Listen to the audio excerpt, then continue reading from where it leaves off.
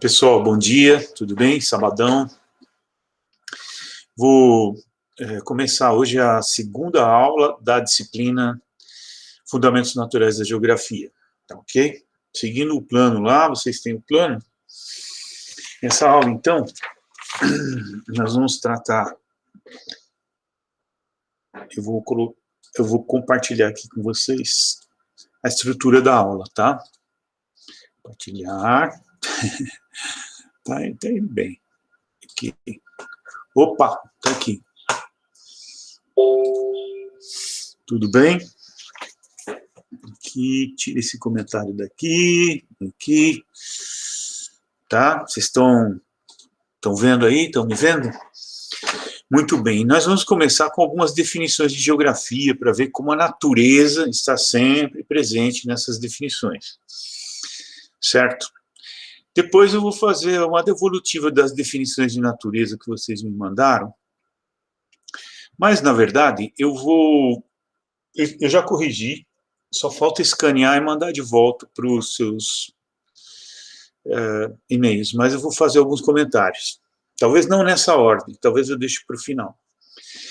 Depois nós vamos falar sobre a diferença entre o que é filosofia da natureza e o que é ciência, né? Ou ciências da natureza.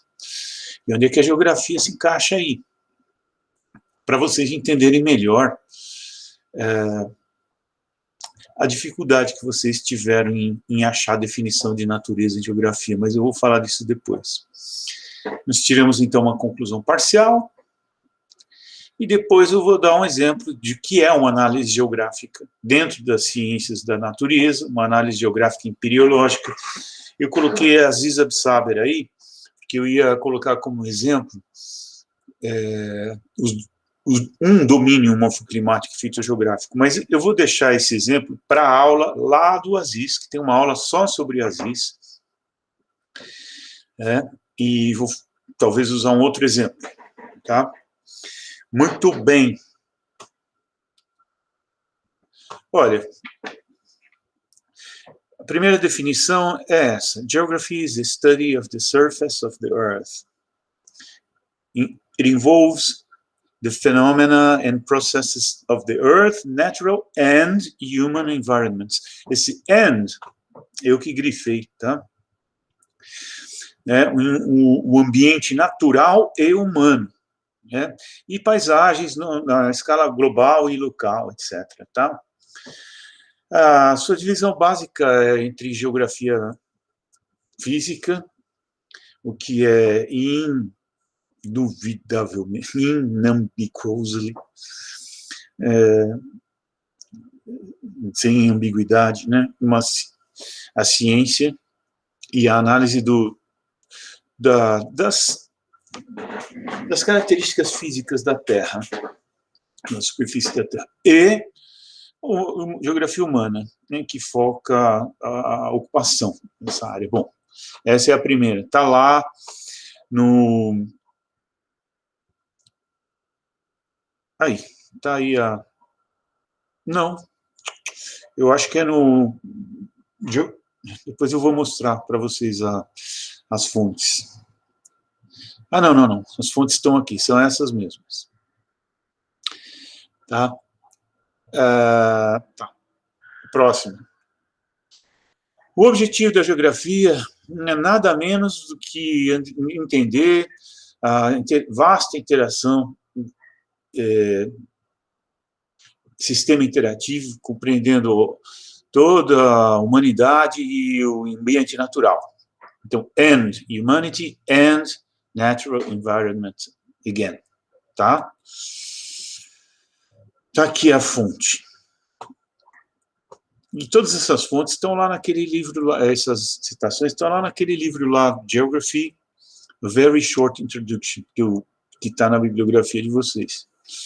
E vocês têm acesso a elas pelo link lá do plano de ensino, tá bom? Outra, Geography is the science of place, ciência do lugar.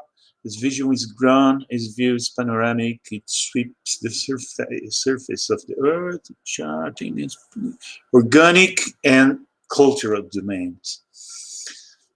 mais uma vez. E olha, são diferentes autores em diferentes épocas. Olha aqui, geografia é a disciplina preocupada com... preocupada, mais ou menos, com o entendimento das dimensões espaciais do ambiente e dos processos sociais. Veja aí mais uma vez, natureza, sociedade, natureza, sociedade. Geography is the study and science of environment and societal dynamics.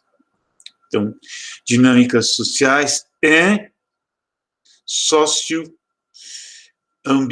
interações socioambientais. Tá aí. Mais alguma? Bom, agora, eu vou deixar essa devolutiva para depois, tá? Como eu falei que eu ia inverter aí, que eu queria avançar um pouquinho, porque aí vocês vão entender melhor o que eu vou dizer sobre os exercícios e as definições que vocês me enviaram, tá bom? Vocês vão receber por e-mail, mas vou fazer uns comentários aqui. Bom, vamos lá. No século XVIII, o conhecimento sobre a natureza ele evoluiu bastante. E isso fez com que a natureza saísse do ramo da filosofia e evoluísse para o que a gente chama hoje de ciências da natureza. Né? Ela evoluiu bastante e deixou de ser um ramo do âmbito da filosofia para se tornar uma disciplina independente, veja. E daí derivaram novas áreas, né, e disciplinas como botânica, zoologia, geologia e química. Vamos dar uma olhada em alguns marcos, né, da evolução da ciência nesse século, para vocês verem como é que se estruturou, começou a se estruturar as chamadas ciências da natureza, né? Isso aconteceu, na verdade, por duas razões principais. Primeiro, a invenção de novos instrumentos ópticos, né, microscópios, um telescópio que já existia, né? Mas esses novos instrumentos permitiram desvendar novos fatos, né? Do funcionamento, olha só, presta atenção nessa palavra, do funcionamento da natureza. E em segundo lugar, a ampliação das regiões estudadas, né? Por causa do Novo Mundo, das colônias. Então, vocês vejam, Humboldt chegou no continente americano e explorou e descobriu um monte de coisa, que isso fortaleceu muito as ciências da natureza. Depois vai ter uma aula só sobre ele. Tá certo? Mas a religião que ainda predominava, né? A religião predominava antes, ela veio predominando todo o tempo anterior, né? Lembra do Giordano Bruno, que morreu na fogueira da Inquisição, e o Galileu que quase morreu, ele teve que se retratar em público e pedir desculpas, senão, né, ele também teria ido para a fogueira. No Arquidinário de Bolonha é tida como uma das primeiras universidades do mundo. Tem uma briga ali entre Bolonha, uma outra marroquina, enfim. Mas eles, né, se consideram um arquiginásio. O Galileu Galilei estudou lá. Para vocês terem uma ideia. Essa é a história de que bom, tem uma sala lá, eu tive a oportunidade de visitar, tem uma sala lá que eles faziam dissecação de cadáveres para o estudo da medicina, né? Então, era como um anfiteatro e uma mesa no meio e uma cadeira imponente logo ali em cima. E o fulano que estava explicando, ele dizia, nessa cadeira sentava-se sempre um religioso para ficar dizendo o que podia ser dito, o que não podia ser dito. Não podia contrariar os escritos sagrados, né? Para vocês terem uma ideia. E também esse conhecimento muito voltado às escrituras sagradas passaram a não ser mais suficientes, né, para explicar os fenômenos naturais, né? tem aí o exemplo do Thomas Burnett, Sacred Theory of the Earth, né? E já não explicava mais. Outras coisas começaram a explicar o dilúvio, por exemplo, né? A ciência, ela questionou o dilúvio, seria impossível ter acontecido da forma como os escritos sagrados descrevem. Bom, mas onde é que eu quero chegar com esse papo? Tanto a religião quanto a filosofia, chegou no século XVIII, o conhecimento acumulado era tão amplo já, que já era possível produzir explicaões para os fenômenos da natureza, para muitos fenômenos da natureza, né, que antes eram explicados por outros meios. Vamos lá ver. Vejam só algumas conquistas científicas do século XVIII voltadas para o conhecimento da natureza, científico da natureza, e não mais filosófico. Tá?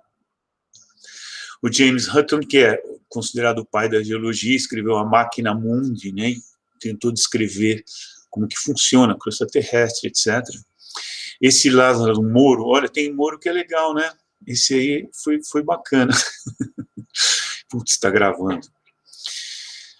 O Lázaro Moro, ele escreveu sobre os crustáceos e outros corpos marinhos que se trovam no submonte, para explicar como que corpos marinhos e crustáceos foram parar lá em cima dos montes, né? Então, isso contraria completamente os escritos sagrados, né? Do dilúvio, etc. Já estavam se explicando essas coisas por surgimento da crosta, etc. Vejam, essa passagem do século XVIII da religião e da filosofia para a estruturação das ciências da natureza que eu quero que vocês prestem atenção para a gente poder entender a geografia aí, né? E mais exemplos aqui, o Condamine, Voyage par l'Amazonie, olha só, ele escreveu isso no século XVIII sobre uma viagem que ele fez entre 1735 e 45. Bem antes de Humboldt. Bom, enfim. O Lavoisier, que vocês já devem conhecer, né? Um tratado elementar de química, né? E separou a química da alquimia, né?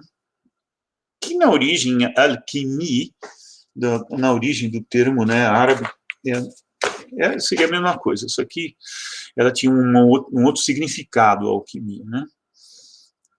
Mas foi a base da atual química, né? Essas coisas, deixa eu mostrar aqui um livro para vocês, são muito bem contadas aqui em livros desse tipo aqui. Claro que são livros que, esse tipo de livro é um livro para você ter ali e de vez em quando ir lá ler, né? Bem interessante. Olha só, muito dessas coisas eu acabei tirando daqui, ele está todo marcado e rabiscado, etc. Por isso que eu não posso pegar ali na biblioteca e eu rabisco tudo. Bom, o Humboldt, né, que viveu no século XVIII para o XIX. O Humboldt vai ter uma aula especial sobre ele. Aliás, daria para dar mais aulas só sobre ele, tá? Mas só para mostrar que, como eu mencionei, né, o acúmulo de conhecimento, ele foi carregado de instrumentos de medição, óticos, etc., para a viagem que ele fez para a América do Sul, né, entre 1799 e 1804. Então, lembram daquelas duas razões? Muitos instrumentos científicos novos e novas áreas a serem exploradas, né? Essas duas razões que favoreceram o desenvolvimento da ciência, das ciências da natureza nesse século. Depois, o Conde de Buffon, a Théorie de la Terre e a Histoire naturelle. Nossa, isso aí fez um sucesso na época, era uma das coisas mais lidas na época. Sim, naturalista francês. Só para vocês terem uma ideia, antes dele, a idade da Terra era considerada 6.000 anos. E ele conseguiu aumentar cientificamente, né, com os meios que ele tinha, aumentar para 74.000 anos. Olha que revolução que foi. Depois o Carlos Linneu. O Carlos Linneu é o brasileirado, né, do nome dele. Também no século XVIII, vocês devem ter ouvido falar dele já, né, por causa da taxonomia e classificação dos seres vivos, né, em reino, filo, classe, ordem, família, gênero, espécie, essas coisas. Não são coisas que formaram as bases das ciências da natureza, né? E aí, ela acaba se desprendendo da esfera da filosofia. Onde é que eu quero chegar com isso? A diferença entre filosofia da natureza e ciência da natureza. Qual é exatamente essa diferença e o que isso tem a ver com a geografia, tá ok? Bom, quais são as diferenças metodológicas entre a filosofia da natureza e a ciência da natureza? De forma bastante simples.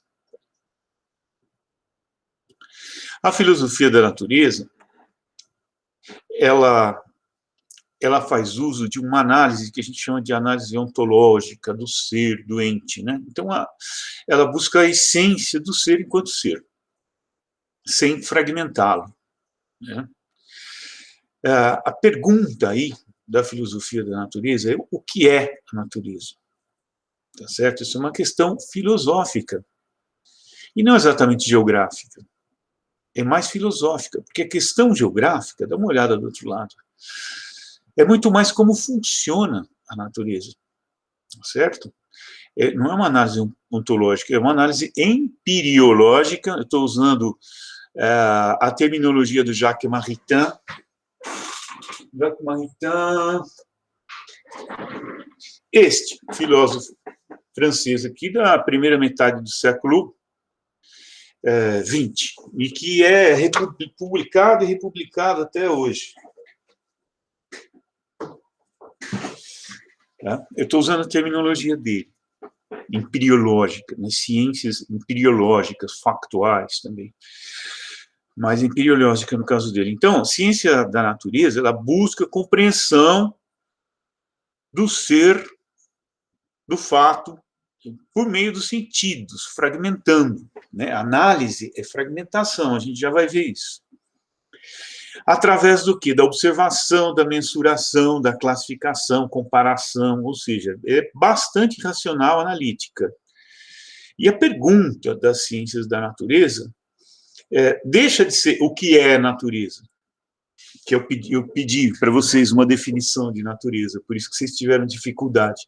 Porque a geografia é uma ciência empiriológica, ela está muito mais preocupada em saber como funciona a natureza, como funciona o relevo, como funciona uma bacia hidrográfica, como funciona a formação de solos, como funciona o clima, né, a dinâmica climática. Esse é o interesse. E não o ser enquanto ser, né, a natureza enquanto ente. Tudo bem?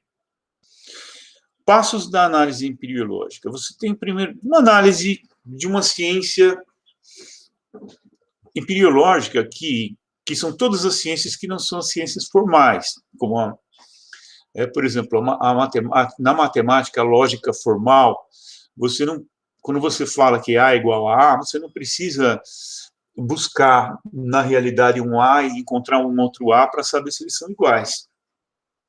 É lógica formal e ela tem uma lógica interna, ela independe de observação da realidade, né? E o resto todo o resto são ciências empiriológicas ou factuais, como a geografia, a psicologia, a medicina, a geologia, sociologia, geologia, enfim, né?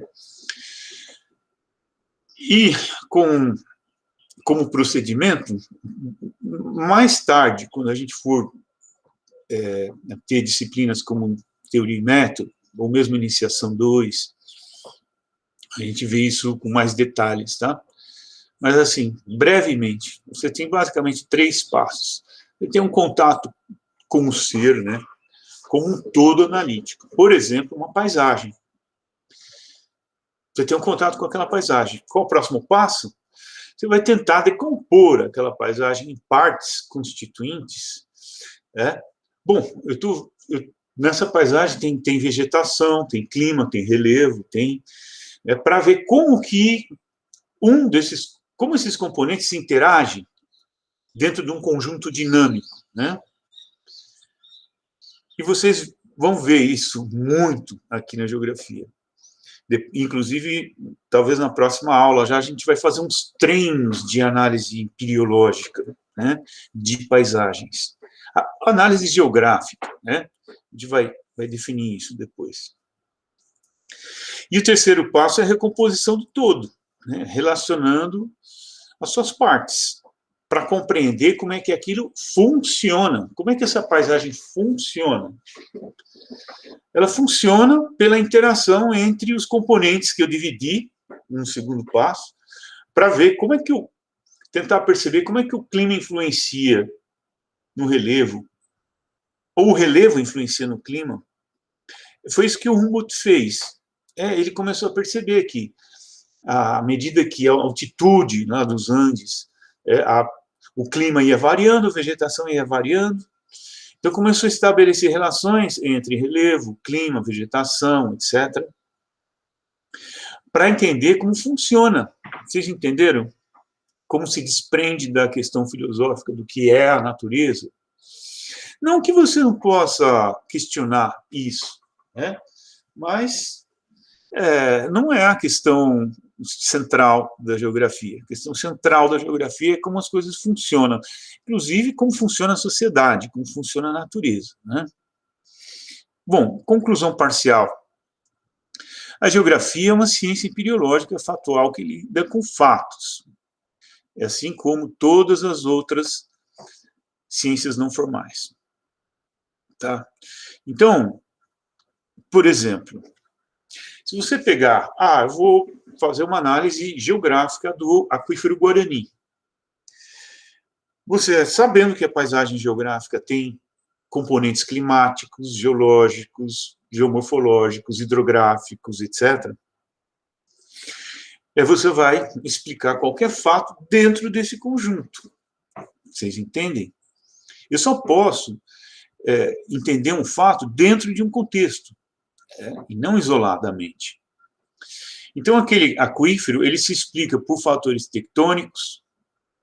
Por exemplo, houve uma tectônica que soergueu por hiperiogênese a parte oriental do continente sul-americano, né, formando os planaltos brasileiros. Do outro lado, pelo choque de placas, soergueu por orogênese a Cordilheira dos Andes. Isso fez com que a água começasse a se concentrar no interior do continente. Então, você vê, a gente vai fazer essa análise depois, mais detalhadamente. Então, você tem um fator tectônico, geológico, porque por causa da formação da bacia sedimentar, e a bacia sedimentar é um excelente aquífero. Você tem a questão climática, porque se não tiver um clima úmido que alimente a rede hidrográfica e não haja, né, para haver infiltração, você não vai ter a formação de aquífero. E aí, esse é só um primeiro esboço de como vocês... e se a vegetação também ajuda na infiltração da água, etc, etc. A gente vai ver bastante disso, talvez já na próxima aula. Eu selecionei uns 5 ou 6 temas para nós praticarmos esse tipo de análise, certo? Então, veja, o aquífero Guarani era o meu todo analítico, primeiro passo da análise. Segundo passo, bom, aqui tem geologia, tem geomorfologia, tem clima atuando, tem hidro atuando, né? Então, como é que a interação desses fatores ocorreu para que aquele fenômeno ali acontecesse, ok? É isso. Ninguém está perguntando qual é o significado ontológico do aquífero Guarani. Se quiser perguntar isso, você pergunte. Mas a geografia, ela ela não sei se ela vai te dar formação teórico-metodológica para fazer esse tipo de análise. A análise factual empiriológica, com certeza, vocês vão ter aqui. Agora, o exemplo dos domínios morfoclimáticos e fitogeográficos, eu vou, como eu falei, eu vou transferir lá para a aula do Aziz. Tá? Inclusive, eu precisava de uma lousa, eu preciso achar um jeito assim, porque eu queria fazer uns desenhos para vocês verem como é que se formou o domínio dos cerrados, por exemplo, cruzando dados de clima, geologia, geomorfologia, vegetação, solos ácidos, por causa da infiltração da água, muita chuva, solos friáveis, solo se torna ácido, a vegetação se torna tortuosa, e assim vai. Mas isso eu explico depois, tá? Lá na frente. O que eu queria agora, para terminar, é o seguinte, vocês, falando agora das atividades, vocês viram como é difícil achar uma definição de natureza, uma definição geográfica? Vocês trouxeram filósofos, né? Vocês falaram de Kant, falaram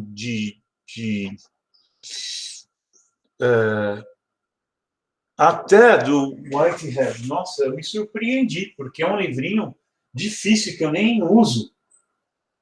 Deixa eu ver. Eu não sei onde que ele está agora. Que é um filósofo também. Usaram também o Maritain, usaram e trouxeram alguns geógrafos na atividade, mas mais falando da relação homem-natureza. Olha, a relação homem-natureza não substitui uma definição de natureza, tá certo? E uma autora que vocês trouxeram também, que eu gostei muito, vocês foram buscar uma fonte muito boa, que é a Kalina Salaiba, né, Springer. Vocês trouxeram um artigo dela, eu estive na defesa de mestrado dela, lá na Federal do Paraná. Isso há muitos anos, né? Hoje ela é professora, tal, federal, não sei de onde. Então, eu incluía a dissertação, o PDF da dissertação dela na bibliografia. Na página 143, ela analisou 101 dissertações de geografia. 101. Ela disse o seguinte, só 2 traziam conceitos de natureza, definição de natureza. Ela disse o seguinte na página 143, a discussão acerca dos conceitos de natureza raramente acontece, palavras dela. Na página seguinte, ela diz, poucas tentativas soltas, desconexas, fora de contexto, ela encontrou nessas 101 dissertações. Na página 145, ela diz que quando ela encontrou, eram sem sentido, deslocadas do tema do trabalho, vagas, por exemplo, tudo aquilo que se opõe à cultura, sem explicar o que é esse tudo aquilo.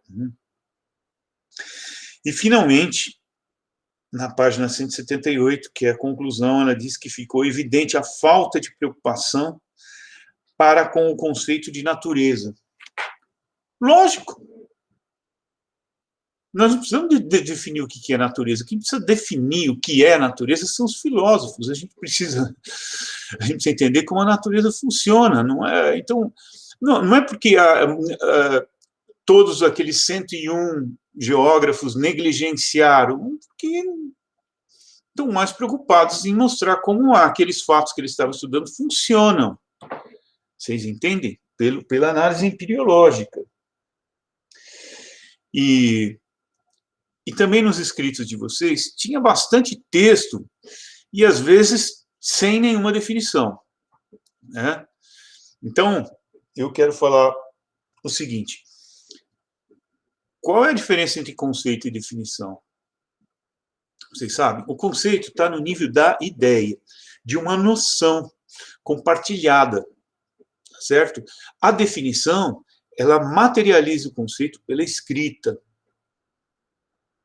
E ao materializar o conceito, ele pode ser, então, a partir daí, compartilhado pela comunidade científica, usado, citado, criticado.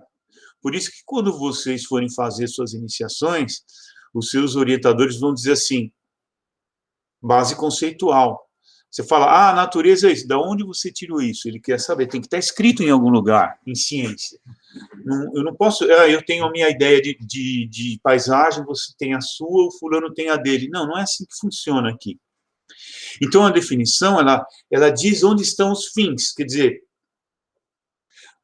se eu pegar o exemplo de recurso natural, até onde um elemento da natureza pode ser transformado para ainda ser recurso natural ou deixar de ser, tá certo? Então, quando eu peço uma definição de natureza, eu peço algo escrito, natureza é tarará, tarará, tarará, ponto, autor, tal, tá certo? Então, às vezes, com um parágrafo, teve um grupo que me mandou um parágrafo, e estava ok, assim, tá bom? Agora eu tenho umas observaçõezinhas a fazer, vou aproveitar essa gravação, sobre os exercícios. Primeiro, aspectos científicos, tá certo? Os conceitos, você já sabe a diferença entre definição e conceito. Agora, os conceitos, eles se dividem em primários e secundários. Os primários não precisam de explicação. Natureza, se você usar o termo natureza, ninguém vai pedir para você o que você está querendo dizer com natureza. Agora, se você usar paisagem, aí você vai ser cobrado. Paisagem segundo quem? É a paisagem cultural, sistêmica, etc. É um conceito secundário ou derivado. Tá? Se você usar água, ninguém vai dizer assim, peraí, o que é que você está querendo dizer com água? Água é um conceito primário. Esses conceitos primários, você vai no dicionário e vê o que ele significa. Pronto, acabou. Agora, um conceito científico, por exemplo, recurso natural, aí, ou recurso hídrico, aí alguém vai perguntar, bom, esse recurso hídrico, ele engloba a água da atmosfera, a água congelada, né, sei lá. Você vai ter que explicar e citar alguém, citar alguma definição escrita entre aspas, é isso, paisagem é isso, isso e isso, fecha aspas, fulano de tal, entendeu? Entenderam? Então, a definição, ela explica e materializa o conceito. Por isso que eu pedi definição de natureza, não pedi conceito de natureza. Permitindo, então, sua difusão, seu uso, né, tem que estar publicado. E uma definição, ela tem que dizer o que tal coisa é. É simples assim. Tá certo? Às vezes, você encontra definições que dizem o que não é. Isso não ajuda. Paisagem não é apenas uma somatória de fatos, não é isso, não é... então fala o que é. A gente está interessado no que é. Outra coisa de aspecto científico das atividades de vocês é a seguinte, uma coisa muito importante. Vocês têm que deixar muito claro o que é texto de vocês e o que é citação de outro autor. E em muitos trabalhos eu fiquei confuso. Eu falei, será que eles estão citando alguém? Ou é texto deles? Porque se você citar alguém e não configurar que aquilo é uma citação, por exemplo, entre aspas, o autor, a página, etc., vai ser plágio. E esse é um problemão aqui que, desde agora, eu já quero que vocês atentem para isso. Bom, eu não sei porque que eu estou falando e compartilhando aqui, não preciso mais disso. Espera aí, deixa eu encerrar. Desculpa aí o mau jeito, opa. Não, só claro. Aqui, interromper. Parar a apresentação. Ô, pessoal, foi mal, tá? Desculpa. Eu fiquei falando sem seguir slide nenhum, podia ter, né? Interrompido ali, mas vai assim mesmo, tá? Eu estou sem tempo de ficar fazendo e refazendo e refazendo. Estou sem apoio técnico também. Bom, a última coisa, para encerrarmos, aspectos formais agora dos exercícios. Quando eu imponho restrição de uma página, alguns reclamam, por causa das restrições, nós não pudemos colocar os nomes ou colocar a bibliografia. Como se, olha, como você é maldoso, você só deixou a gente escrever uma página. Gente, isso tem um propósito, né? Quando você tem menos espaço, você se torna mais criterioso para decidir o que é importante e o que não é para colocar ali. Mesma coisa, quando você tem menos dinheiro, você é mais criterioso no uso do dinheiro. Quando você tem menos espaço dentro de casa, você é mais criterioso para ver o que você vai colocar aqui dentro ou não, o que é mais importante. E quando você tem apenas uma folha, você vai ter que... E isso ajuda o quê? Ajuda vocês a desenvolverem a linguagem científica. Ela não é prolixa, não deve ser prolixa. Tá certo? Ela não deve ser solta, a não ser que você queira escrever uma crônica, sei lá, alguma outra coisa. A linguagem científica, ela é objetiva. E a gente demora muito para aprender isso. Depois de passar pela geografia, a gente aprende.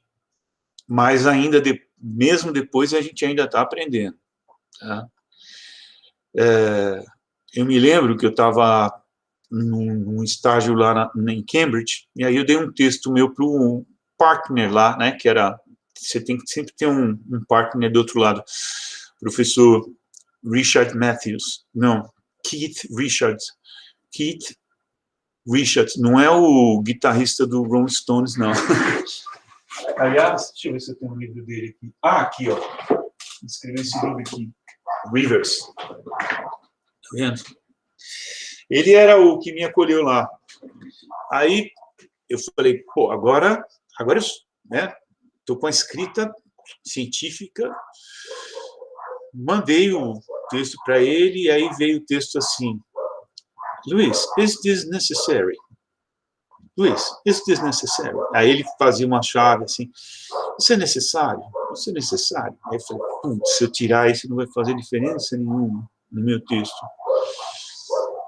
Entendem? Então, acostumem com essa ideia. Não é escrever um monte que faz com que um texto seja bom, né? Há exemplos extremos, né? O artigo que saiu na Nature, que desvendou a estrutura do DNA, tinha uma página. Estou falando, isso é um exemplo extremo.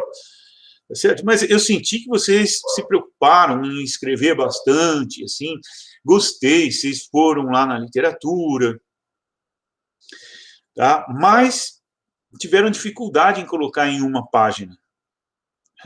Então, é para isso que serve. Tá? Eu vou fazer exercícios com vocês para vocês descreverem uma paisagem em meia página. Tá? Aí você vai ter um espaço para colocar só o que é essencial ali. Muito bem. Outra coisa do aspecto formal é em relação à ABNT. Tá? A ABNT, Associação Brasileira de Normas e Técnicas. Eu vou mandar para vocês o manual, junto com o link dessa gravação minha aqui.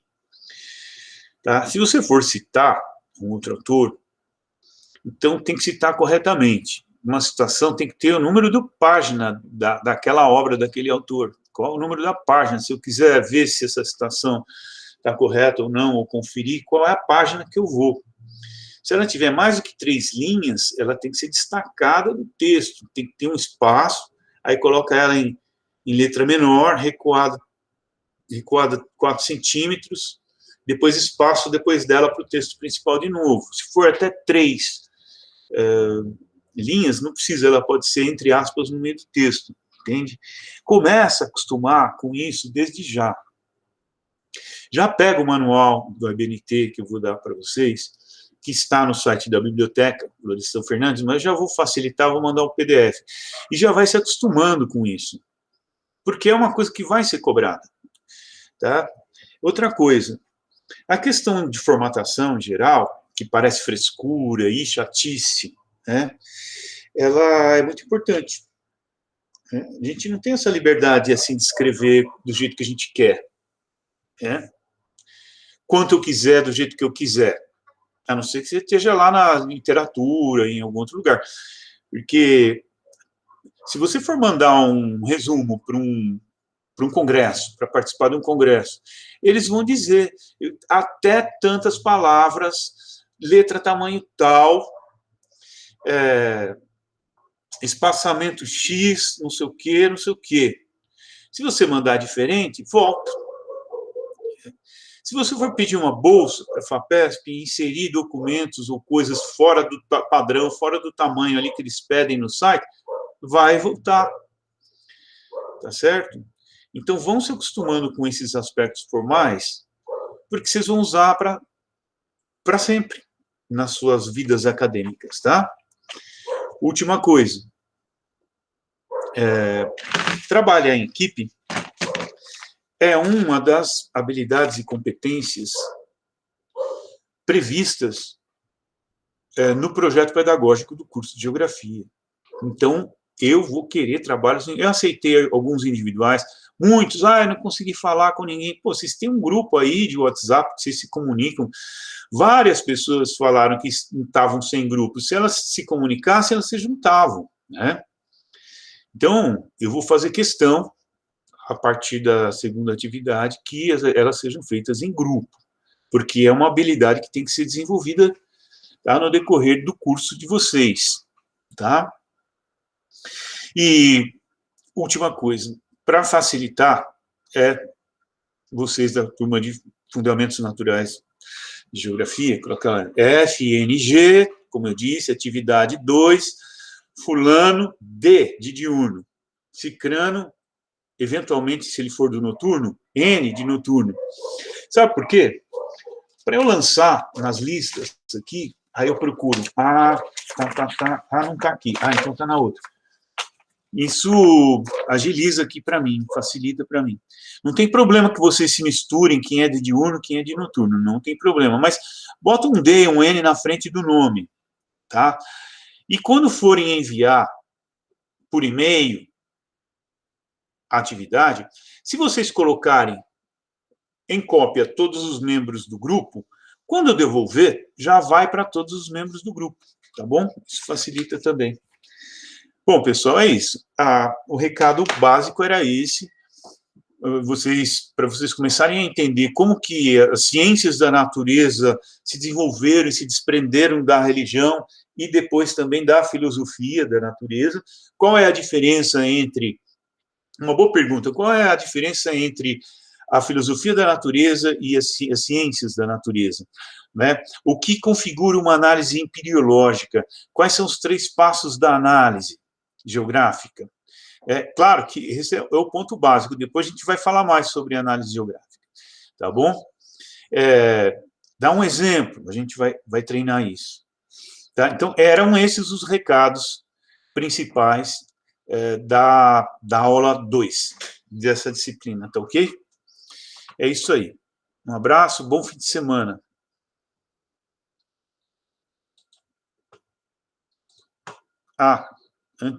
E até quarta, né? Às 6 da tarde, é isso. Tá bom? E aí lá a gente resolve outras dúvidas, outras coisas, tá? Obrigado por enquanto.